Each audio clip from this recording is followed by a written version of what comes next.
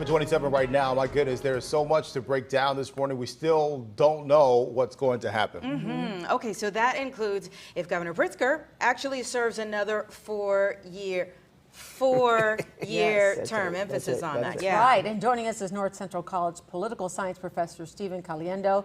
We want to say welcome to our studio. We've been talking to you from the your walls of your home and office, so it's nice to finally have He you zoomed here. right on in Right? here It's today. great to be Zoomed back. in person. It's We great- love it's to have great- you. it's Okay, great so to be let's back. start with what Anita was talking about. That's the governor.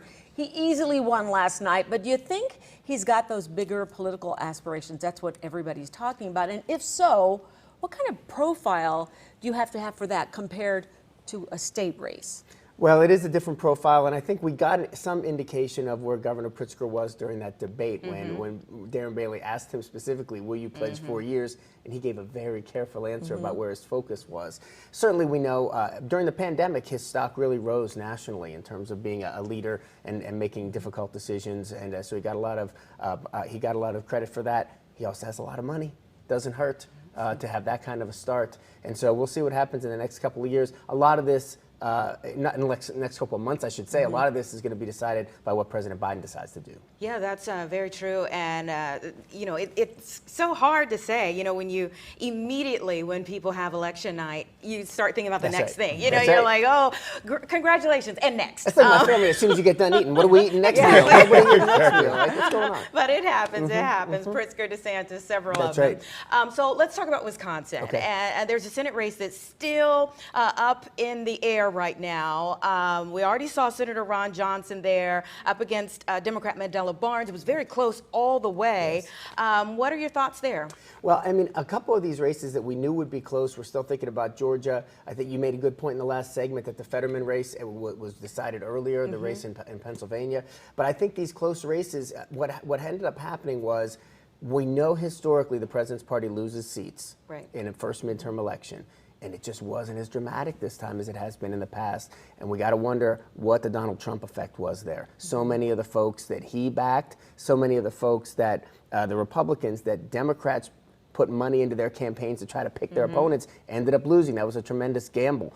So I think the question after DeSantis did so well last night has got to be for the Republican Party, what's the future of the party? Is it really Donald Trump, or is Donald Trump holding us back? And there's so many Senate races yet to be called. So as we talk about this red wave, what do you foresee happening?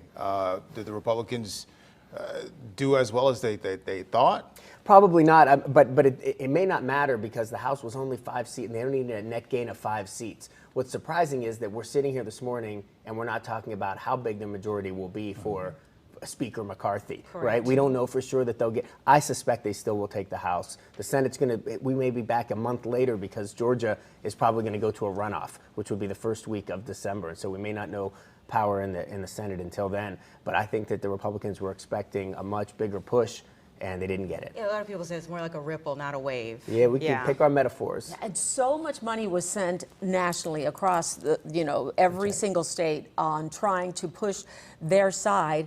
And we seem like we're back where we kind of started again. We are still a divided nation, are we not? That we are, and I think as I was considering about the history and why is it the case that presidents in their first term lose so many, I think the average is 31 seats in the modern presidency. They won't probably get close to that. What is it about Americans who we pick somebody and then 2 years later make sure that those checks are in place? And it's part and parcel to the way the country was founded, the way the Constitution was written, checks and balances and separation of powers. Don't get the professor in here and then think we're not going to have some kind of government discussion. We're going to do that. But I really think that that's part of it is that folks say we don't want anybody to have too much power. And so also we have the economy, folks vote in pocketbook. There's just lots going on. And in a lot of these House races, they're new districts because we drew new districts after the 2020 census. Yeah, and it'll really be interesting to see if Kevin McCarthy has issues moving forward with not having that big wave as well. He's going to have issues moving forward because there's division within the party. Exactly. For sure, yeah. Okay. All right. Thank you so much for being here. We hope Thanks, you stick Professor. around. Yeah, You gave us a lesson, but no See, pop that's quiz. right. Exactly. There'll be an pop exam quiz. We're gonna be later. tested, yes. Essays only, no multiple choice. Only send those to Mike Kaplan. tough He's the one. one that's usually good with quizzes around here.